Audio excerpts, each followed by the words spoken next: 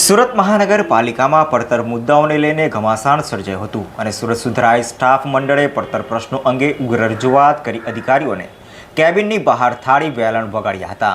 સુરત મહાનગરપાલિકાના કર્મચારીઓના પડતર પ્રશ્નોની રજૂઆત કરવા માટે સુરત સુધરાઈ કામદાર સ્ટાફ યુનિયન દ્વારા મહાનગરપાલિકાની કચેરીના કમ્પાઉન્ડમાં મોટી સંખ્યામાં કર્મચારીઓને ભેગા થઈ થાળી વગાડવાનો કાર્યક્રમ કરી વિવિધ અધિકારીઓને રજૂઆતો કરાઈ હતી। સુરત મહાનગરપાલિકાની કચેરીના કમ્પાઉન્ડમાં મોટી સંખ્યામાં કર્મચારીઓએ ભેગા થઈ થાળી વગાડવાનો કાર્યક્રમ કરીને વિવિધ અધિકારીઓને રજૂઆત કરી હતી। મહાનગરપાલિકાની કમિશનર શાલિનીબેન અગ્રવાલને રૂબરૂ રજૂઆત કરી જે પ્રશ્નો અંગે માંગણીઓ છે તે તમામનું તાકીદે નિવારણ થાય તે માટે મુદ્દાસર રજૂઆતો કરી હતી। ત્યારબાદ deputy commissioner doctor Rajendra Patel, deputy commissioner R B Bhogayata, additional city ઇજનેર જતીન દેસાઈ તથા ડેપ્યુટી કમિશનર સ્વાતિ દેસાઈને રૂબરૂ મળીને વિવિધ પ્રશ્નો અંગે ચર્ચા વિચારણા કરી હતી તેમજ આ પ્રશ્નોનું તાકીદે નિરાકરણ આવે તે માટે ભારપૂર્વક રજૂઆત કરી હતી।